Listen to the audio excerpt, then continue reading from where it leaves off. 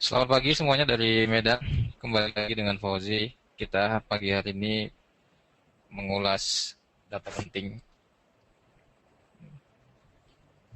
trade balance ya. Jadi hari ini juga ada beberapa data rilis trade balance yang penting dari Australia dan Amerika. Untuk kita review kembali, trade balance adalah jumlah selisih antara nilai impor dan ekspor atas produk barang real dan jasa satu negara. Jika ekspor atau jualannya lebih besar daripada impor atau belanjanya, maka neraca perdagangan dipandang positif, dan jika total impor lebih besar dibandingkan ekspor, maka defisit. Maka neraca perdagangan termasuk dalam kategori yang negatif. Kinerja ekspor dapat dijadikan petunjuk tentang tren inflasi dan investasi asing di masa depan. Selain memberi sinyal perilaku mata uang di pasar valuta asing, trade balance dibagi menjadi tiga komponen utama. Satu, harga produk di suatu negara. Kedua, besarnya biaya pungutan pajak dan tarif bagi produk ekspor maupun impor. Kemudian nilai tukar mata uang antar dua negara. Nah, dengan mengetahui trade balance, kita bisa memprediksi kecenderungan nilai tukar di masa yang akan datang melemah atau menguat. Mari kita lihat dulu untuk hari ini. Tadi baru saja dirilis jam 8.30 baru saja dari Australia, trade balance dirilis dari 1,2 billion Australian dollar menurun ke 0,73 billion US dollar. Apa artinya? Artinya Australia lebih cenderung banyak mengimpor daripada mengekspor. Nah, ini berarti defisit untuk di Australia. Nanti kita lihat juga dari Amerika Serikat di jam 7.30 malam, trade balance dari Amerika Serikat data sebelumnya minus 42,3 billion. Bagaimana impact dari reaksi mata uang terhadap data yang dirilis dari trade balance ini. Mari kita lihat dulu dari grafik Australian dollar.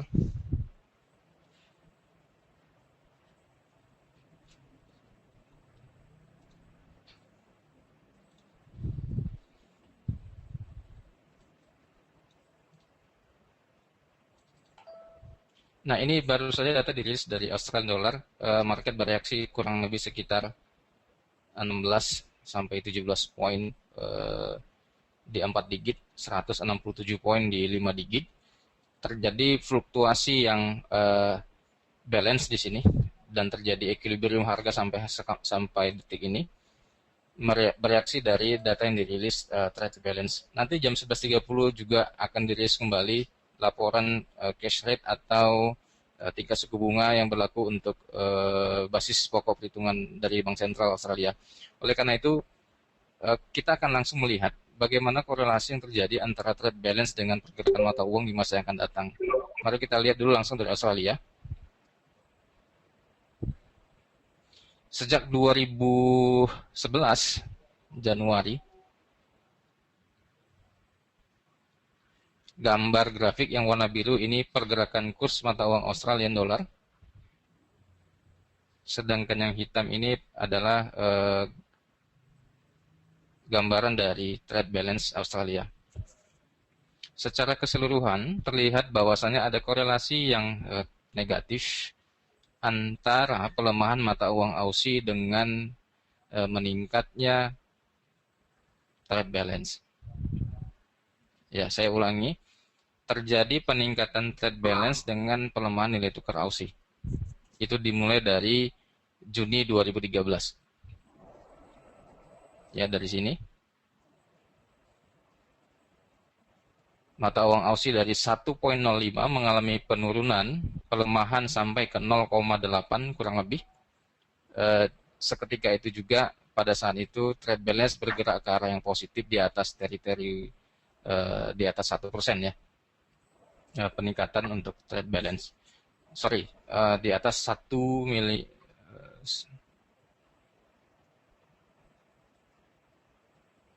lebih di atas 1.000 Australian dollar, miliar dolar ya, miliar Australian dollar. Nah, tercatat di sini Australia mengalami surplus trade balance di Australia sejak Februari 2014. Uh, Artinya dengan pelemahan nilai tukar Australia, ekspor dari Australia ini mengalami peningkatan. Nah, ini ada korelasi yang negatif antara pelemahan mata uang dengan penguatan trade balance. Ini bisa pakai untuk menjadi strategi. Apakah data laporan yang dirilis baru saja 0,73 billion dari preview 1,2 billion Australian dollar ini akan menyebabkan mata uang Aussie mengalami penurunan lebih lanjut? Nanti kita lihat dari sisi teknikal. Kembali lagi, karena topik kita pagi hari ini ada trade balance, saya juga akan menampilkan trade balance dari Uni Eropa.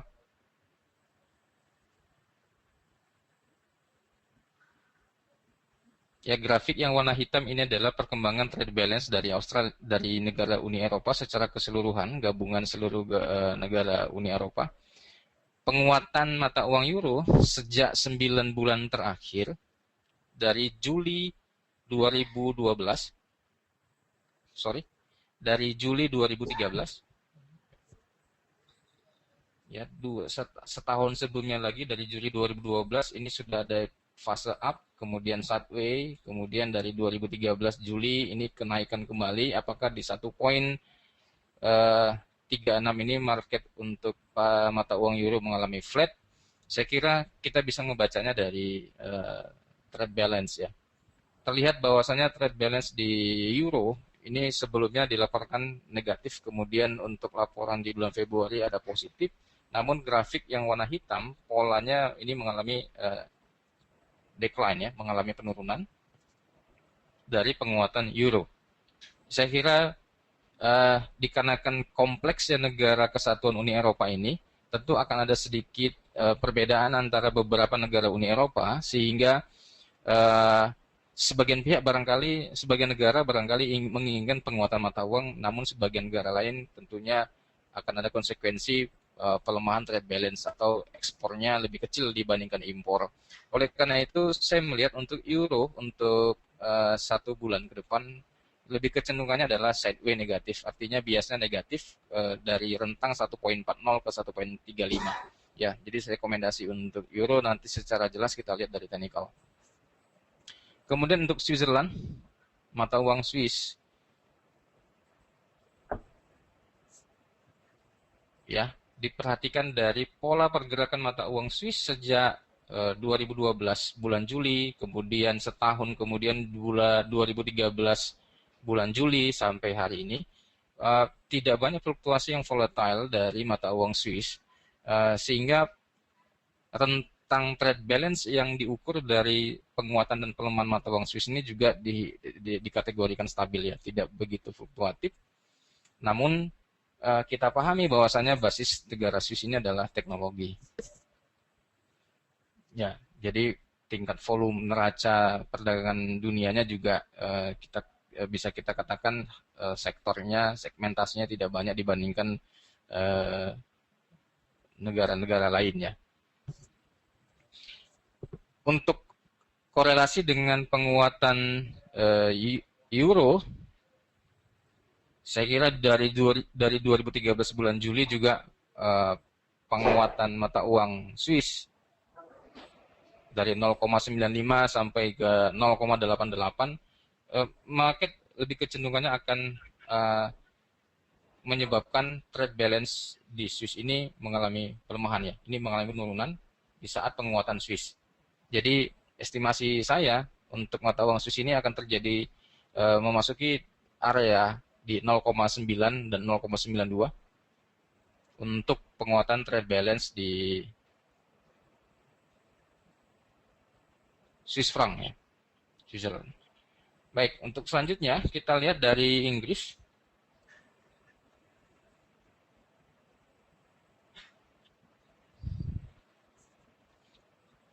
Ya, terjadi penguatan mata uang pound sejak 2013 bulan Juli ya. Semuanya bisa melihat dari grafik. Ini grafik warna birunya terus meningkat sampai sekarang di 1.68, 1.69. Hampir topping di 1.70. Ya, ada beberapa analis yang menghitung kekuatan mata uang poundnya masih akan berlanjut. Namun saya kira dengan pelemahan defisit trade balance yang terjadi di bulan Februari untuk di Inggris sebesar 2058 Great Britain million ya, juta pound sterling. Saya kira logika sederhana di Inggris terjadi defisit, artinya lebih banyak impor ketimbang ekspor. Nah, apakah situasi ini memang terjadi real dan tidak menjadi perhatian pemerintah dan kebijakan Dewan Moneter? Saya kira tidak logis kalau misalkan negara defisit tidak memiliki pendapatan dari ekspornya, tidak menjadi sebuah tolok ukur dan perhatian para ekonom. Saya kira kecenderungan dominasi untuk pelemahan pound sterling ke depannya ini lebih kuat ya, dari keadaan situasi market Juli 2013, Juli 2012. Ada support strong di sini di 1.64 ya. 1.64 saya kira 1.62 di sini untuk estimasi previous resisten di Januari 2013. Kemungkinan kecenderungannya untuk keseimbangan equilibrium trade balance untuk di Inggris, currency untuk GBP ini setidaknya harus di level di bawah 1.65. Ini estimasinya. Kemudian dari Jepang,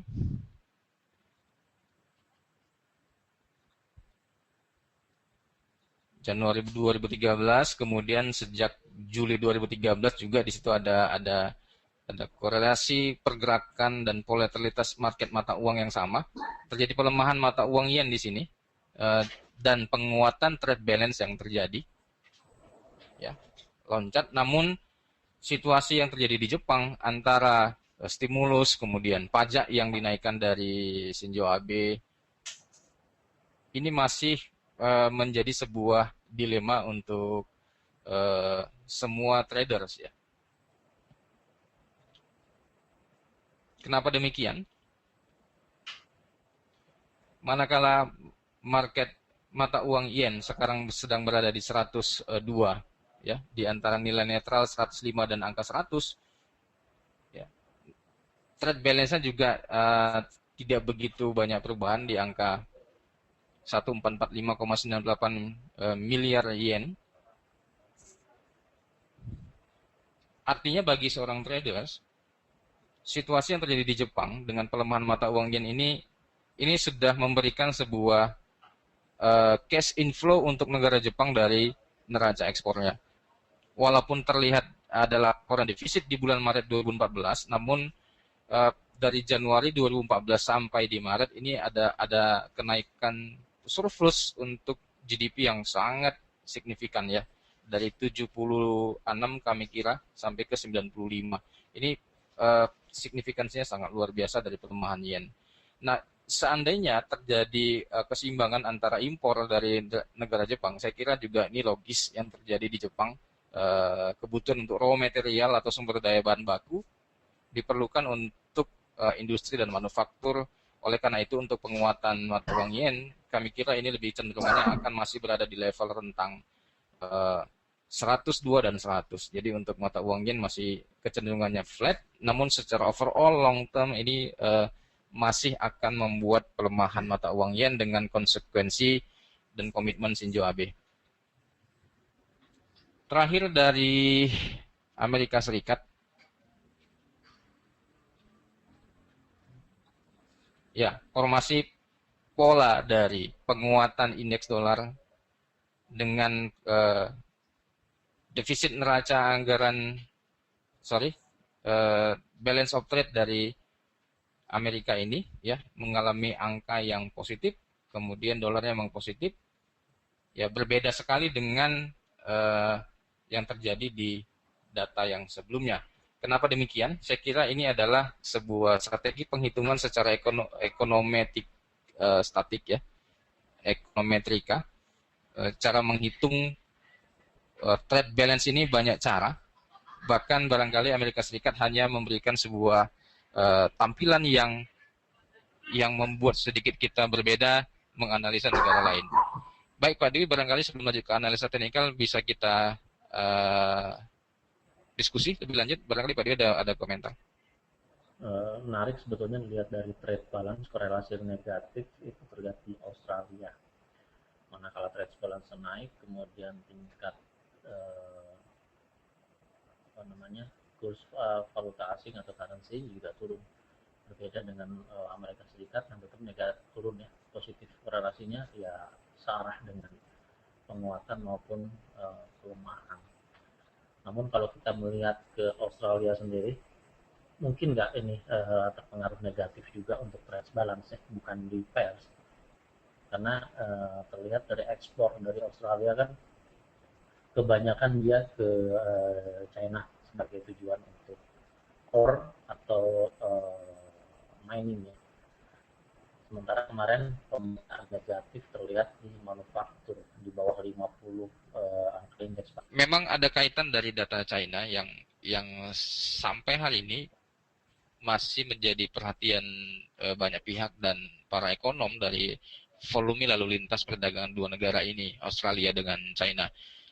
Ada benarnya, Pak Dwi, dan itu memang mempengaruhi sekali dari reaksi sentimen publik ya, sehingga publik yang membaca berita, kemudian investor yang juga terlibat langsung dari transaksi antara dua negara ini juga merespon dari negatifnya data dari China, sehingga uh, dari grafik daily pun untuk pergerakan fluktuasi mata uang Aussie ini sudah kembali dalam zona teritori yang uh, di area ini saya kira di kisaran 0,922 dan 0,93, kurang lebih sekitar 100 poin di sini untuk flat.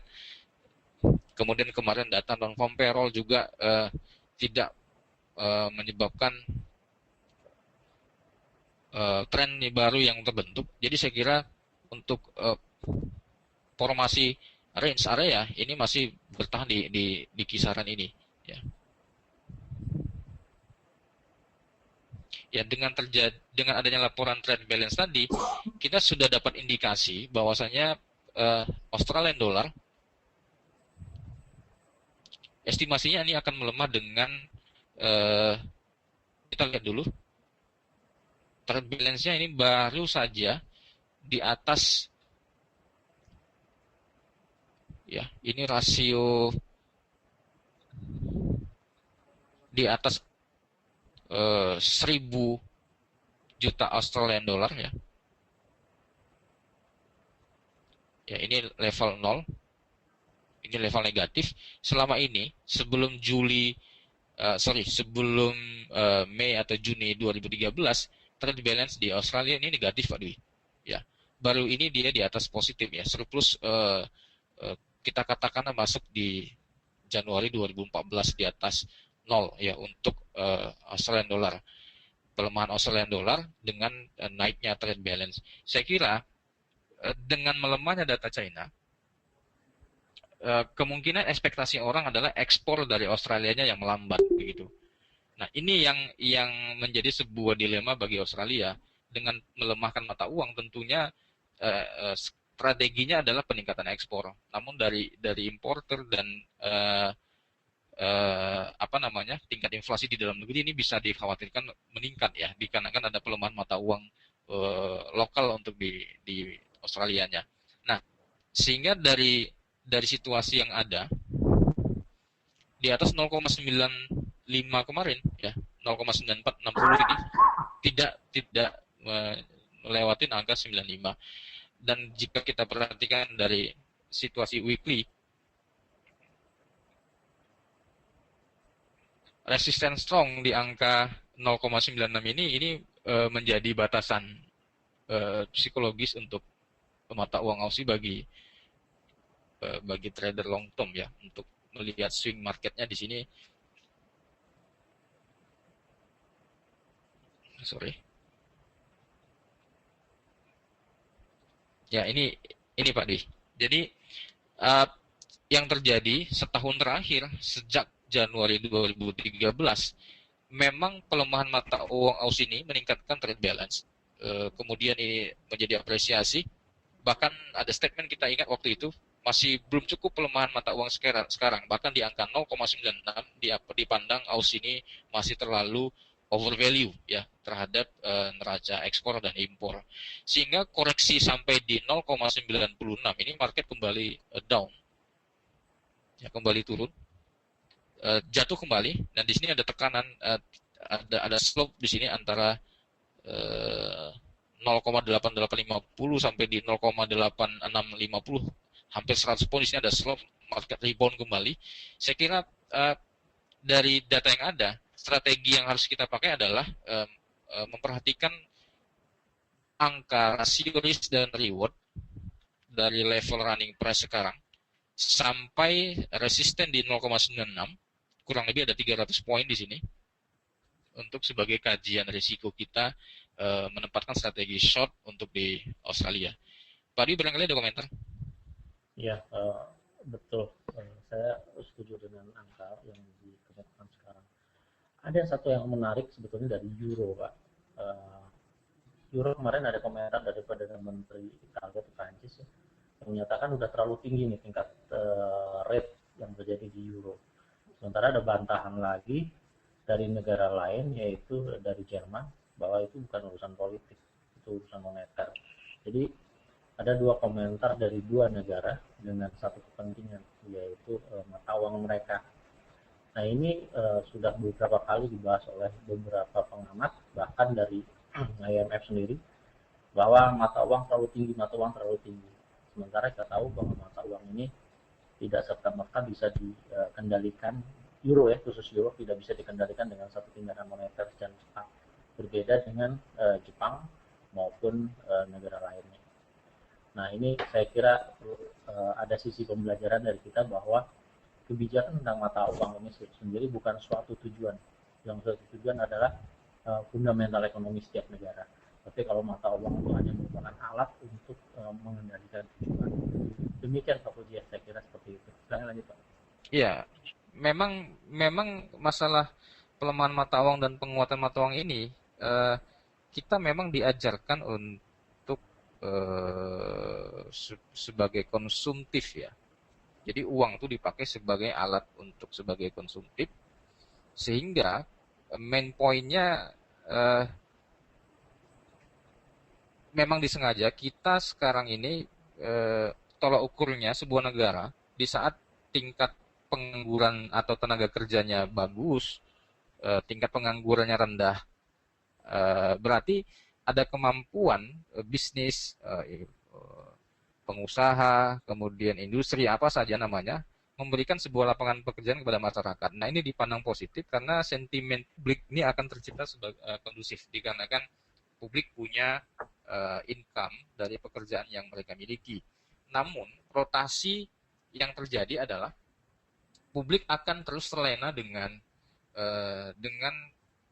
suplai uang yang terus diberikan dari industri, kemudian dari pekerja, dari bisnis, sehingga fokus utamanya adalah bagaimana ruang lingkup lingkaran money flow tadi, dari mulai pekerja, kemudian dari bisnis segala macam, ujung-ujungnya adalah angka inflasi yang harus yang bergerak terus sesuai dengan kebutuhan publik yang meningkat. Nah, ini memang dipandang memang strategi yang sangat dibentuk sedemikian rupa, sehingga ada suplai uang lagi yang harus ditambah dari otoriter, kita katakanlah banker di situ, dari bank sentral akan menghitung tingkat indikator kenaikan inflasi, sehingga kebutuhan suplai uang harus ditambah dikarenakan alasan pertumbuhan ekonomi dan tingkat pengangguran yang rendah, pekerjaan bagus, bisnis oke. Ketersediaan bahan baku di lapangan juga ada. Nah, yang terjadi di Uni Eropa sekarang tingkat penganggurannya bagus, walaupun mata uang euro terapresiasi terus menguat sudah 9-10 bulan sampai sekarang. Itu yang terjadi Pak Dewi. Ada dualisme antara para pejabat dan pemerintahnya. Sedangkan kebijakan suku bunga yang menyebabkan pelemahan mata uang dan penguatan mata uang ini sebenarnya itu sudah fokus utamanya, tapi para pejabat pemangku kebijakan ini tidak memperhatikan ke sana. Kita ambil contoh rupiah. Ya, rupiah sekarang sudah kembali di 11.400, 11.500. Flashback kita 6 bulan ke belakang, setahun ke belakang sebelum BI naikkan suku bunga. Sekarang nilai mata uang kita terjadi pelemahan ya dari terhadap dolar. Artinya inflasi kita juga naik. BI memandang atau Menteri Keuangan kita memandang ekonomi kita bagus, ya inflasi kita bagus. Namun yang dirasakan di publik berbeda sekali dengan apa yang disampaikan statement dari pejabat pemerintah. Yang terjadi di Uni Eropa pun demikian, ya. Para pemerhati ekonomi yang real ini mengatakan mata uang penguatan euro yang berlebihan ini uh, harusnya superior ekonomi juga terjadi di Uni Eropa. Jadi orang yang berkomentar negara mata uang euronya ini terlalu menguat, dia menginginkan sebuah keseimbangan dong kepada negara yang lebih di bawah euronya untuk juga ada keadilan di situ untuk neraca perdagangan. Saya kira ini masalah politik betul juga, Pak Dwi. Oke, silakan lanjut Pak.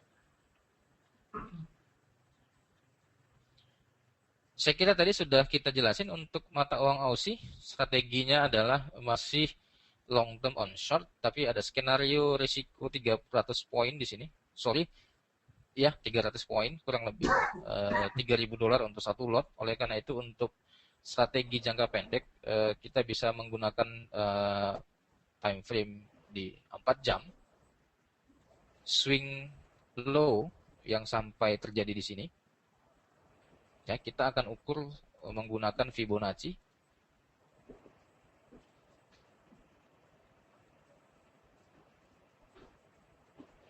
Oke.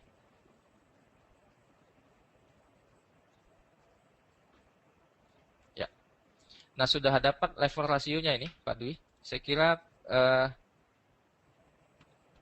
level pertama resisten itu di 0,93 ya, kurang lebih. Kemudian 50%-nya di 0,9330-an. Kemudian untuk golden ratio 61,8 di 93,60. Saya kira untuk strategi short di Aussie level yang terbaik adalah di 0,9360-an ya. Ini saya limit untuk di Australian dollar. Jika terjadi pelemahan Australian dollar atau commodity currency ini tentunya akan berpengaruh terhadap nilai tukar emas terhadap dolar. Emasnya juga sedang berjuang mengalami kenaikan.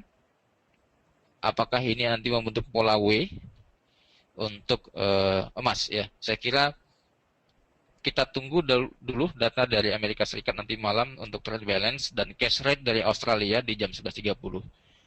Barangkali ini saja morning briefing pagi hari ini, teman-teman. Sekali lagi untuk tidak lupa bahwasanya nanti di jam 11.30 ada statement dari Reserve Bank of Australia untuk sama-sama kita perhatikan efek dari berita ini. Demikian dari Medan, selamat pagi Pak Dwi, bisa ditampung dan simpulkan.